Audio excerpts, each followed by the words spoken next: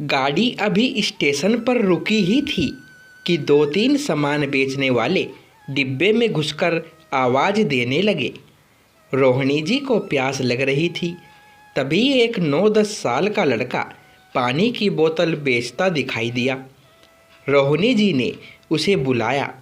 कितने की है बोतल? वह लड़का बोला, 20 रुपये की है, एकदम ठंडी।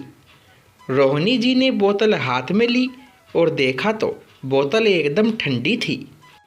लेकिन तभी उनका ध्यान बोतल पर लगे लेबल पर गया। लेबल देखकर रोहिणी जी ने कहा, ये तो नकली है। बिसलरी की बिसलोरी बनाकर बेच रहा है।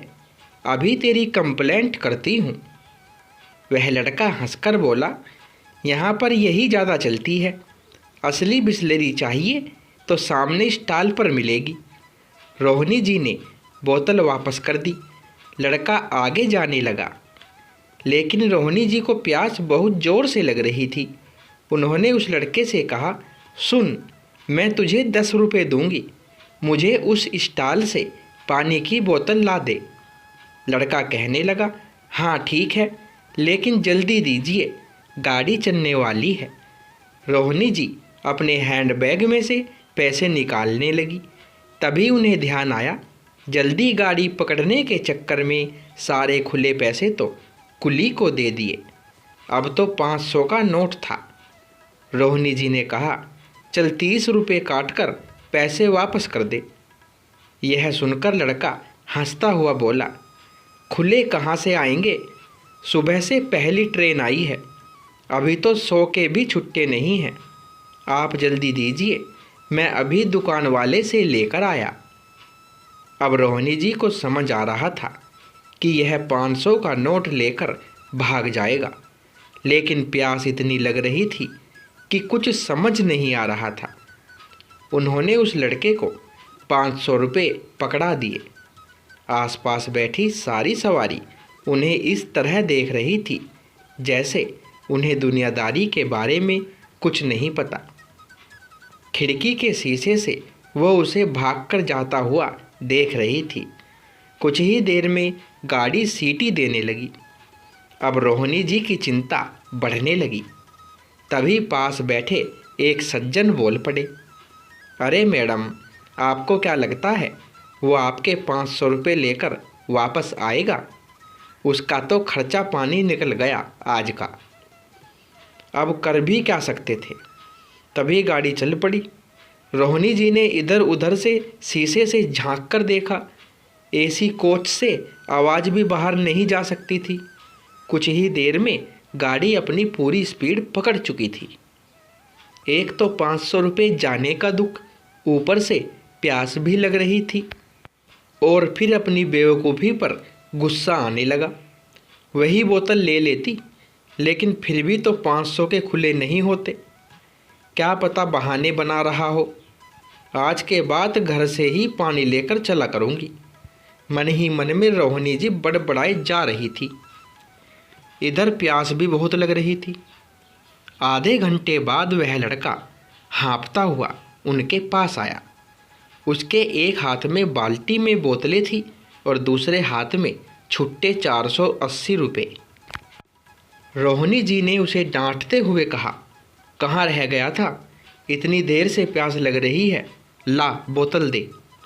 लड़के ने चुपचाप बोतल पकड़ा दी। 2 घूंट पानी पीकर उन्होंने लड़के को देखा। वह पैसे पकड़ा रहा था। रोहिणी जी ने पैसे गिने, पूरे 480 थे। रोहिणी जी ने कहा, ये ले 10 रुपये। वह लड़का बोला, रहने दीजिए, मैं उस स्टॉल वाले से कमीशन ले लूँगा। मोहिनी जी को अपनी भूल का एहसास हुआ। वे अपनी प्यास के चक्कर में उसे डांट रही थी और वो पूरे पैसे वापस करने आया था। तभी उनका ध्यान उसके घुटनों की तरफ गया। उसमें से खून बह रहा था और वहाँ से पैंट भी फट गई थी। रोहिणी जी ने पूछा, अरे ये खून कैसे निकल रहा है? कहीं गिर गया था क्या तू? वह लड़का बोला, हाँ, वो गाड़ी चल पड़ी थी, उसे पकड़ने के चक्कर में मैं फिसल गया, फिर भी भागकर गाड़ी पकड़ ही ली। बहुत देर से आपकी सीट ढूंढ रहा हूँ। आपका कोच और बर्थ नंबर भी नहीं देखा था। रोहिणी जी अपनी भूल पर बहुत शर्मिंदा हुई। हाँ, सच ही तो कह रहा है, उसे कैसे पता मेरी कोच और बर्थ कौन सा है। रोहिणी जी ने कहा, अगर कहीं चोट लग जाती या गाड़ी के नीचे आ जाता तो क्या होता। लड़का बोला, कुछ नहीं होता, हमारा तो रोज़ का काम है। फिर उसने पानी की बाल्टी, जिसमें बोतलें ठंडे पानी में आधी डूबी हुई थी, पानी लेकर घाव पर लगा दिया। रोहिणी जी बोल पड़ी, अरे ये क्या कर रहा है, गंदा पानी लगा रहा है, रुक मैं बैंडेड देती हूँ।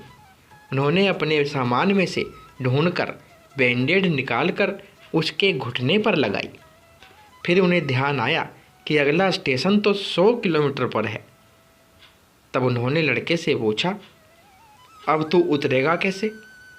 लड़का बोला, अगले स्टेशन पर उतरकर सामने से दूसरी ट्रेन पकड़ लूँगा, बस आज घर पहुँचने में 12 बज जाएंगे।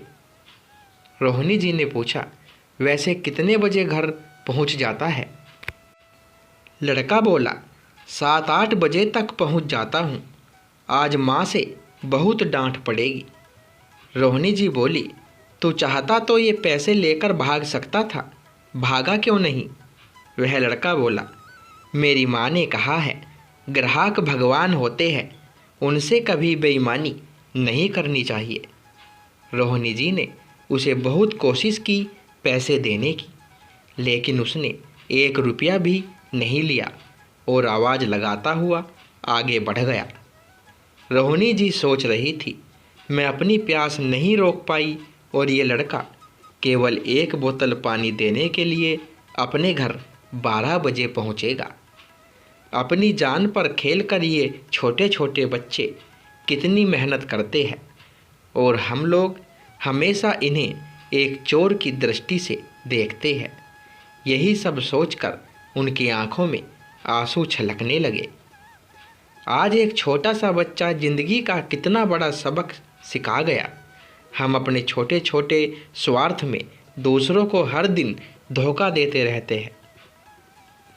कहानी से सीख, हमें हमेशा ईमानदारी से काम करना चाहिए। ईमानदारी अनमोल है।